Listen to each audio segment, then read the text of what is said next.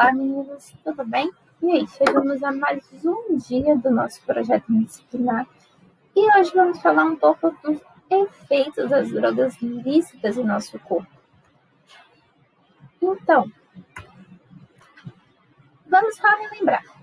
Nós vamos chamar de drogas qualquer substância química ou natural, qualquer substância química natural ou sintética que provoca modificações no funcionamento do nosso organismo. Na aula passada eu falei para vocês que elas podem ser classificadas de acordo com o efeito que vai causar no corpo. Então, quando a gente fala de drogas que são depressoras, elas vão diminuir as atividades do nosso cérebro e com isso o nosso organismo vai ficar mais lento. E podemos classificar então como a gente pode trazer o álcool, o sedativo, a morfina e os anestésicos em gerais. Todos eles vão causar um efeito depressor no nosso organismo. Nós temos os estimulantes e eles vão aumentar a nossa atividade cerebral, vai aumentar as nossas atividades cognitivas e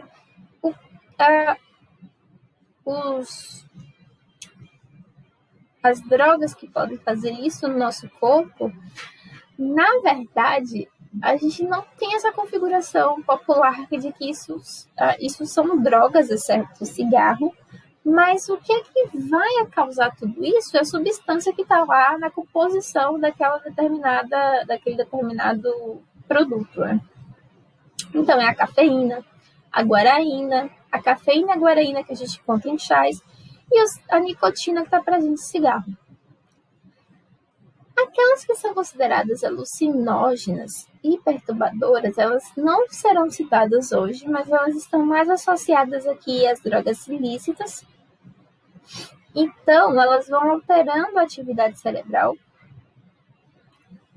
e altera o sentido, alterando a percepção. E quando ele altera a percepção da pessoa, vai diminuir a concentração, vai afetar os pensamentos e a consciência e vai provocar as alucinações. Então, está muito relacionado às drogas ilícitas, que é a temática da nossa próxima aula.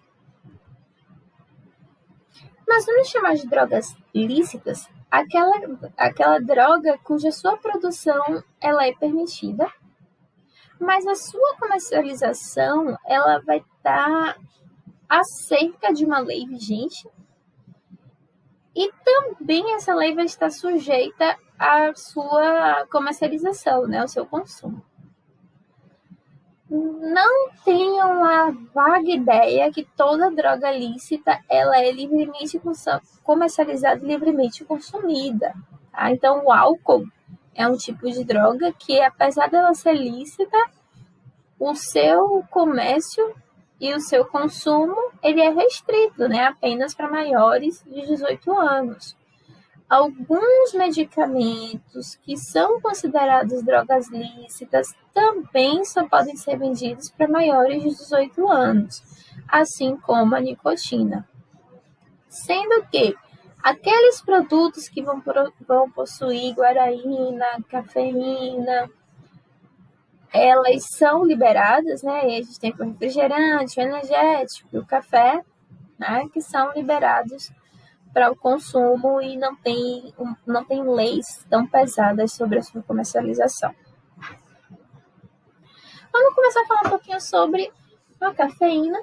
Aí eu trouxe o café como exemplo central, não só por ser uma grande apreciadora de café, mas pelo motivo de o café ser uma das drogas ilícitas mais consumidas, né? Todo mundo costuma consumir o café em algum momento. O café, ele vai acionar o nosso córtex, nosso cérebro, e aí ele vai aumentar o estado de alerta da pessoa. Com esse aumento no estado de alerta, o desempenho físico da pessoa também vai ser acelerado. E isso vai reduzir uma sensação de fadiga, né, que é a sensação de cansaço, devido à sua ação no sistema nervoso central. Como ele vai acelerar o metabolismo, ele vai funcionar também como um broncodilatador. Então, ele aumenta o processo respiratório, ele acelera o processo respiratório. Além disso, ele vai aumentar a contração muscular. ele aumenta o desempenho da musculatura.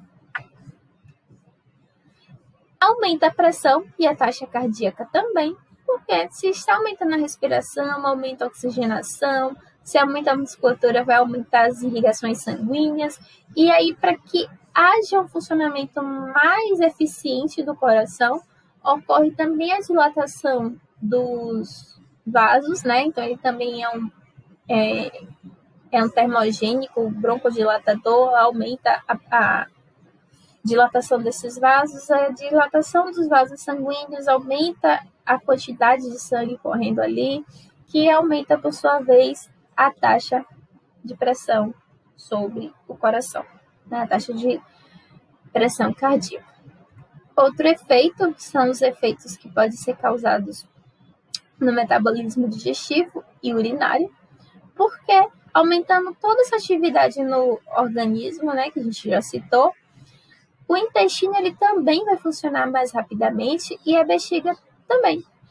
Então, alguns remédios que são desenvolvidos, algumas fórmulas desenvolvidas com a finalidade de melhorar o funcionamento do intestino, ele tem cafeína em sua composição. Muitas das pessoas que vão fazer academia e costumam consumir aquele chamado pré-treino vai ter cafeína na composição, justamente para melhorar o desempenho muscular, para aumentar o estímulo, né? Para melhorar a respiração. Então, vai estar presente também a cafeína. Contudo, se a gente aumentar tanto o funcionamento do nosso corpo, né, a gente acaba aquecendo o nosso corpo. E como é que o nosso corpo regula? Vai transpirar. Então, é comum a gente transpirar muito quando a gente consome algo que acelera o nosso metabolismo. E o nome desses aceleradores de metabolismo são os termogênicos. Então, o café, ele é um termogênico. Quando a gente toma café e vai executar uma atividade, a gente transpira muito mais, porque a gente já está ali fazendo atividade, passando no nosso corpo, e tem a cafeína agindo em todo o nosso organismo. Contudo, o consumo excessivo da cafeína, ele pode causar, né? A cafeína causa tudo isso, mas momentaneamente, se você consumir um café muito forte, você não está acostumado, você pode ter ansiedade. Essa ansiedade ela pode causar perda de memória, insônia, tremores no corpo por conta dessa aceleração. E se você remove esse café de forma abrupta, isso pode causar nervosismo e irritabilidade pela dependência da cafeína, pela falta da cafeína. Tem aqueles resultados que não são muito bons quando você consome o café de forma contínua e errada, que são as cólicas gastrointestinais, ou seja, o funcionamento aqui do intestino é tão acelerado que causa cólicas gastrointestinais, e aquelas cólicas intestinais geralmente estão associadas à diarreia, desidratação por conta da perda de líquido, já que você está ativando o aquecimento muito acelerado do seu corpo, e aí você transpira mais para conseguir suprir esse aquecimento, e aí isso pode gerar uma desidratação, além da diurese, que seria a bexiga descontrolada, né, o xixi excessivo. O álcool, uma droga que infelizmente está muito presente na vida aí dos jovens, não deveria, mas está. A droga, o álcool, né, ele inicialmente, agindo lá no nosso sistema nervoso também, lá no nosso cérebro, agindo no sistema nervoso central, enganando o córtex, nosso córtex pré-frontal, ele traz uma sensação de desinibição para a pessoa, que solta suas emoções com maior facilidade. E só depois disso é que os efeitos depressores surgem, tá? E como é que isso acontece? A pessoa começa a perder a sua coordenação motora e ela começa a sentir uma sonolência que até então não era sentida.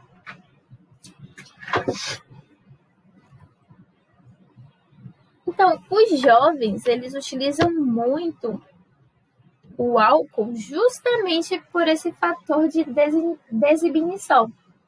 Então, eles utilizam o álcool para perder a timidez, para ter coragem de falar com alguém, para ter coragem de se associar a um grupo. As estatísticas, elas indicam que cerca de 51% das crianças entre 10 e 12 anos já experimentou a bebida alcoólica em algum momento, né? E 15% dos jovens que estão ali na faixa etária de 10 a 18 anos consomem álcool frequentemente. E, infelizmente, isso é consequência da nossa cultura, é consequência da nossa convivência, que gera esses índices assustadores. Então, o álcool ele pode causar problemas cardíacos e hipertensão, cirrose hepática, hepatite alcoólica e câncer. Hepatite alcoólica, cirrose hepática e o câncer está tudo muito ligado ao fígado. E vocês vão entender agora o motivo. Então, o nosso fígado, ele é um órgão anexo e a gente chama ele de órgão anexo porque ele pode estar associado tanto ao sistema digestivo quanto ao sistema excretor. O fígado é ele quem sintetiza é ele quem faz a síntese, né, da gordura que a gente consome, é ele quem quebra algumas substâncias que a gente consome, faz a absorção, né, de algumas substâncias que consumimos e também é ele que libera alguns minerais para o nosso corpo. Além de filtrar micropartículas, né, que a gente consome, né, coisas que a gente não consegue, aí ele vai lá e filtra isso.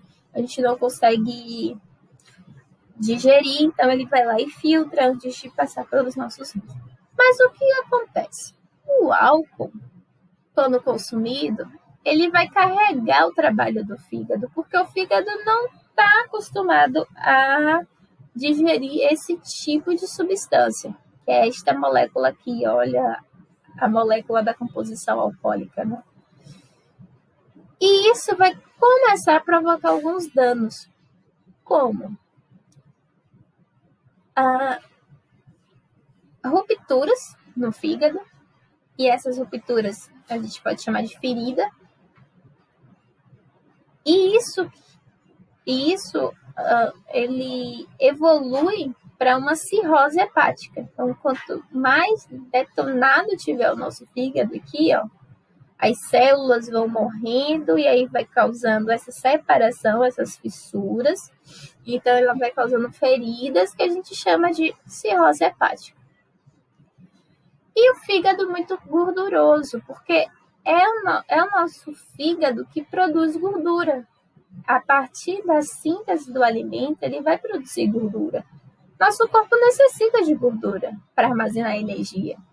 E isso acontece graças ao nosso fígado. Mas se a gente está tentando sintetizar algo a partir de uma substância que o nosso corpo não costuma consumir nem produzir, isso vai sobrecarregar. Ele vai tentar produzir mais e mais gordura para suprir aquela substância que está entrando, e isso vai sendo acumulado. E o acúmulo excessivo de ácidos graxos e triglicerídeos nas nossas células do fígado causa o fígado gorduroso. Então, o álcool pode causar 3 tipos de lesões no fígado: o acúmulo de gordura, a inflamação e a formação de cicatrizes. E o que é que isso vai gerar no nosso corpo? Vai diminuir o apetite, vai causar má absorção dos nutrientes devido aos efeitos tóxicos sobre o intestino e o pâncreas, além de inibir a ADH. A ADH é o hormônio que controla a nossa urina. Por isso que aquelas pessoas que costumam consumir álcool, elas urinam de forma diferente, porque o ADH está desregulado. Além disso, o fígado vai acabar fornecendo calorias que não têm nutrientes para o nosso corpo, que não são essenciais para o nosso corpo. Então, aquilo que o fígado consegue absorver do álcool e liberar para o nosso organismo não é nem um pouco necessário. Então, ele vai fornecer calorias sem nutrientes. E por isso a gente vê aquela barriga esquisita das pessoas que bebem muito, né? Tem aquela barriga estranha, a pessoa parece um palitinho, aí quando vira do lado tem uma barriga esquisita. É por conta dessas calorias e nutrientes essenciais. Então, está armazenando algo que não é essencial. Então, aqui a gente tem um pouquinho da relação da bateria de coisas que vão acontecer no nosso corpo com esse acúmulo, com esse consumo contínuo, né? E quanto mais cedo a pessoa começa a consumir álcool de uma forma contínua, mais cedo ele vai ter algum tipo de reflexo desse consumo do álcool. Então, no coração, os batimentos se tornam irregulares, aí vem problemas de pressão alta, além de cardiomiopatia. Lá no pulmão, a imunidade fica muito baixa das pessoas que consomem muito álcool. Isso pode provocar bronquites e efezemas. Com relação ao estômago, né? Com relação ao sistema digestivo, na verdade. Então, a gente tem lá o câncer de garganta, as úlceras, porque o estômago começa a produzir os ácidos gástricos, né? Quando a pessoa está lá bebendo, porque dá para entender que a pessoa está começando a fornecer alimento para produção, para digestão, e aí o estômago começa a trabalhar, começa a gerar ácido, e isso vai consumindo a nossa parede estomacal. Causa cirrose e pancreatite. Com relação ao funcionamento dos nossos rins e consequentemente, né, do nosso sistema urinário, vai estar ali relacionado à desidratação, a uma filtragem ineficiente do nosso sangue, que pode acarretar problemas muito mais graves no futuro, e a deficiência de cálcio, a osteoporose, né? E aí a pessoa tem maior risco de cair e quebrar alguma parte do corpo. Além de tudo isso, o álcool também gera alguns problemas sociais, né? Problemas associados ao consumo do álcool. Então, a gente viu que a pessoa, quando bebe, ela começa a perder a consciência das coisas. E isso provoca muitos acidentes de trânsito, causado pela perda de consciência, né? Que o álcool pode causar. Também pode ter problemas no trabalho, o rendimento começa a diminuir devido à dependência, necessidade de beber o tempo inteiro, além da violência interpessoal.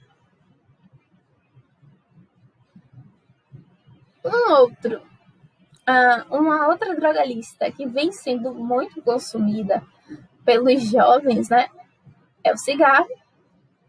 O principal produto ali, a principal matéria-prima do cigarro é a nicotina, essa moléculazinha que é representada. Também vai começar a agir lá no nosso cérebro, e o primeiro efeito é de euforia e relaxamento. Mas com o tempo, o fumante, ele começa a sobrecarregar o funcionamento do pulmão. E aí, aquele fumante vai perder o fôlego, vai começar a irritar a garganta, vai comprometer o seu metabolismo, vai comprometer o desenvolvimento de um corpo, além de causar problemas fatais para aquelas pessoas que estão em gestação, né? Porque compromete o desenvolvimento do corpo do neném, porque aquele neném, ele é um fumante passivo, além de causar doenças fatais atreladas a doenças respiratórias, como câncer de pulmão e o efizema pulmonar. Infelizmente, no nosso país, o cigarro, na nossa cultura, na verdade, a cultura mundial trouxe uma sensação que o cigarro é sinal de sociabilidade também, e o cigarro é socialmente admitido, e a cada 10 pessoas que tentam parar de fumar, eles desistem no meio do caminho, né? Eles não conseguem. Bom, por que o cigarro faz tanto mal? Eu mostrei para vocês que a matéria-prima principal do cigarro é a nicotina, mas a verdade é que o cigarro, ele contém mais de 4.000 substâncias químicas, além da nicotina, E mais de 50 dessas 4.000 substâncias químicas, elas são comprovadamente cancerígenas, elas são agentes causadores de câncer. Então, aqui vocês podem ver alguns exemplos das substâncias químicas que são encontradas lá no cigarro. Olha que coisa muito, muito tensa. O DDT, ele é um tipo de inseticida. A gente sabe que inseticida é para matar inseto. Nós temos aqui o fenol. O fenol é um tipo de reagente químico que ele é utilizado na produção de desinfetante. O cloreto de vinilo, que é utilizado na fabricação do plástico. O butano, que é um fluido que está presente no isqueiro e no gás de cozinha. Então, são coisas que não deveriam estar entrando no nosso corpo. Então, lá a gente tem no cigarro substâncias que são cancerígenas, metais que são tóxicos, metais que são cancerígenos, gases que são tóxicos e outras substâncias que não estão registradas além da nicotina. Então, tudo isso vai chegar lá no nosso corpo, vai sobrecarregar o nosso pulmão. O nosso pulmão não consegue absorver essas coisas. E aí, o tabagismo, que é o consumo do cigarro, ele vai ser o causador de cerca de 50 doenças diferentes, principalmente as doenças cardiovasculares, como a hipertensão, o infarto, a angina e o derrame, o câncer de pulmão, de boca, laringe, esôfago, estômago, pâncreas, rim e bexiga, e as doenças respiratórias, principalmente aquelas que são obstrutivas, como a bronquite crônica e o enfisema pulmonar. Mas quando a gente está fumando ali, está afetando tudo, lógico, né? É o nosso pulmão que é responsável por tratar aquilo que a gente respira e liberar o oxigênio para a nossa corrente sanguínea. Quando você está fumando um cigarro, você está mandando para dentro do teu corpo e das suas vias respiratórias aquele batalhão de substância que o teu pulmão não tem capacidade de filtrar. Então, vai tudo isso para a tua corrente sanguínea e o teu corpo que tem que dar conta disso. E o nosso corpo não está preparado para digerir metal, quebrar metal também, então aí fica complicado, né? Uma sobrecarga gigante. Então aqui a gente pode ver a diferença de um pulmão de um fumante e de um pulmão de um não fumante. Olha como ele está completamente escuro, porque ele deixa de ser oxigenado, deixa de irrigar o sangue bom. E olha o coração desse fumante, né? Como ele está gigante. Porque muitas dessas doenças cardiovasculares, ela está relacionada a uma sobrecarga do coração. O nosso músculo cardíaco, ele é elástico, né? Então, ele tem a capacidade de comprimir e esticar, comprimir e esticar. Mas o funcionamento saudável do coração, ele não é afetado por essa compressão e esse relaxamento. Contudo, quando ele é sobrecarregado, o coração ele tende a bater de forma mais forte. Então, ele vai aumentar essa produção de esticar e comprimir. Esticar e comprimir. E se a gente fica esticando e comprimindo um elástico, tem um momento em que ele começa a ceder. E é isso que acontece com a musculatura cardíaca. E é por isso que esse coração ele vai ficando assim inchado. Ele não consegue mais se contrair, ele vai ficando inchado, vai dando uma insuficiência. E a pessoa também pode estar aí vindo a falecer por dificuldades na movimentação cardíaca, que são as doenças cardiovasculares que nós conhecemos. Além disso, o consumo de cigarro vai diminuir a defesa do sistema imunológico, então a pessoa está mais suscetível àquelas doenças respiratórias e impotência sexual. Vamos falar um pouco dos medicamentos, que são drogas listas que a gente tem lá, disponíveis, alguns disponíveis na farmácia, para que a pessoa chegue lá e pegue, e outros não estão disponíveis dessa forma, justamente por ter algum componente que pode causar dependência, E aí ele só pode ser vendido por prescrição médica. Então ele tem um período para ser consumido. Se continuar sendo consumido além daquilo que é prescrito, ele pode causar dependência. Então temos lá os anabolizantes, os descongestionantes, os xaropes e os anorexígenos, que usados de forma abusiva podem causar dependência. Vamos falar um pouco dos anabolizantes, né? Os anabolizantes são medicamentos que apresentam altas doses de hormônio e geralmente são aqueles hormônios ligados ao desenvolvimento e ao crescimento. É muito comum alguns médicos utilizarem desse tipo de produto quando tem casos de crianças que têm algum tipo de desenvolvimento retardado. Então, aquela criança não cresce, aquela criança não se desenvolve direito. Então, possa ser que utilize algum tipo de medicamento que tem base anabolizante para melhorar o desenvolvimento. Mas, mesmo assim, é acompanhado e tem prazos, tem dosagens adequadas. Só que as pessoas descobriram que os anabolizantes, eles aceleram o desenvolvimento da musculatura. E por aumentar a massa muscular, ele pode causar, né, aquelas definições que algumas pessoas procuram. Mas o que pode ocorrer, né, o uso abusivo de anabolizante, são alterações no metabolismo do corpo e até impotência sexual. O que acontece muitas vezes é que o que essas pessoas utilizam de anabolizante não é nenhum anabolizante que é contido em remédios específicos para os humanos e acabam utilizando anabolizantes para animais, anabolizantes para tratamento veterinário, que é muito usado em mamíferos de grande porte, como cavalos e bois. E aí o seu corpo, ele diz, opa, isso aqui não é para o meu organismo. E ele começa a reagir. Pena que ele reage contra o próprio organismo. E aí acontece diversas reações, né? Como essa dermatite super grave, ou então a necrose daquele local, da musculatura daquele local. Se essa necrose atingir um tendão, se essa necrose atingir algum osso, o que pode acontecer é que essa pessoa vai perder aquele membro. Os descongestionantes nasais que nós utilizamos, principalmente aquelas pessoas que têm rinite, eles também podem causar a dependência, né? Primeiro, os descongestionantes nasais, eles devem ser utilizados apenas em questões de crises, conforme a prescrição do médico.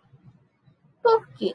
O descongestionante nasal, ele tem um funcionamento imediato, ou seja, ele vai liberar as suas vias respiratórias para aquele desconforto.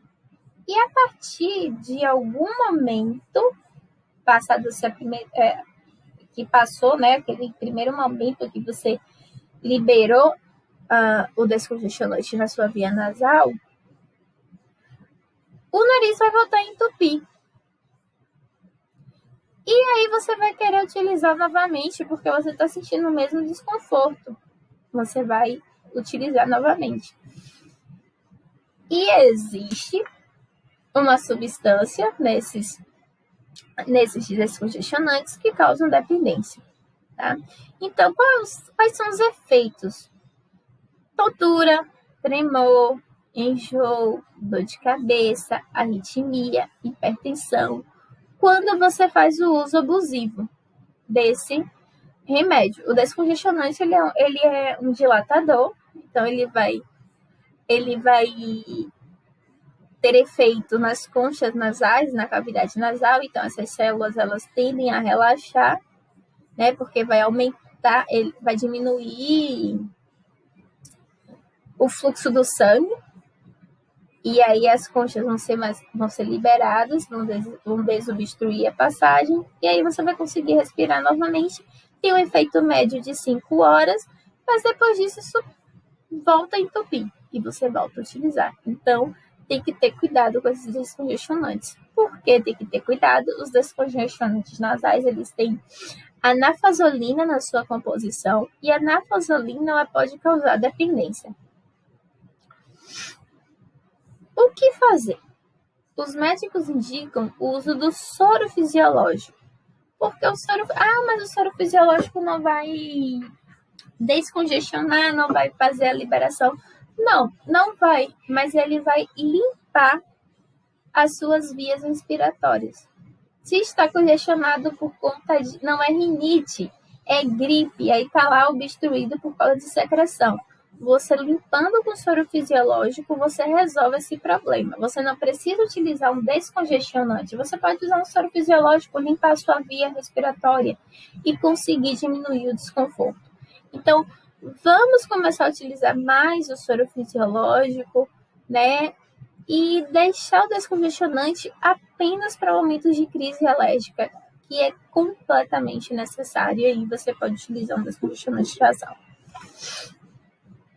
Bom, o xarope, ele é muito utilizado, mas existem xaropes que podem causar dependência, sim. Então, os xaropes são medicamentos utilizados para controlar tosse ou dificuldade de respiração, mas que podem conter substâncias semelhantes às que são utilizadas, pode ter substâncias semelhantes ao ópio. E ele pode causar dependência, tá? Então, teve um caso de um rapper americano que ele foi levado para UTI e ele foi amarrado por não parar de tremer, e isso foi induzido pelo uso excessivo de analgésicos e de comprimidos, tá? Então ele utilizava analgésicos, comprimidos e, além disso, um xarope que tinha substâncias que estavam lá no grupo dos opioides, e isso estava causando dependência. Então ele se drogava utilizando isso. Remédios que estão classificados como drogas ilícitas, e isso já estava causando overdose nele. Ele morreu, tá, por conta desse consumo excessivo. Mas antes disso ele foi levado ao coma induzido para tentar resolver o problema dele, mas infelizmente não foi reversível. Outro tipo de remédio que causa dependência são os anorexígenos, né? Os anorexígenos são os inibidores alimentares, então eles induzem a anorexia, que é a aversão ao alimento, e eles são famosos por emagrecer. Geralmente, eles têm similares a anfetaminas e metanfetaminas, que são as substâncias utilizadas na produção da cocaína e do crack. A OMS ela sugere que o uso desse tipo de remédio não ultrapasse de 12 semanas. Uma pessoa que faz uso prolongado desse tipo de remédio pode sofrer com transtornos alimentares, principalmente a bulimia. Pode também apresentar sinais de depressão, alucinação, delírios e desencadear vários tipos de surto psicótico. Então, pessoal, vai utilizar qualquer tipo de remédio, utiliza só o necessário. Um analgésico, eu tenho que utilizar 2 vezes ao dia. Utiliza só isso. 2 vezes ao dia em 3 dias, em 5 dias, usa apenas isso, porque o uso abusivo dele, a depender da substância que está ali presente, pode causar algum tipo de dependência. Por hoje é só. E na nossa próxima aula nós vamos falar um pouco sobre os efeitos que as drogas ilícitas têm no nosso organismo. Fiquem bem, estudem direitinho e até a próxima.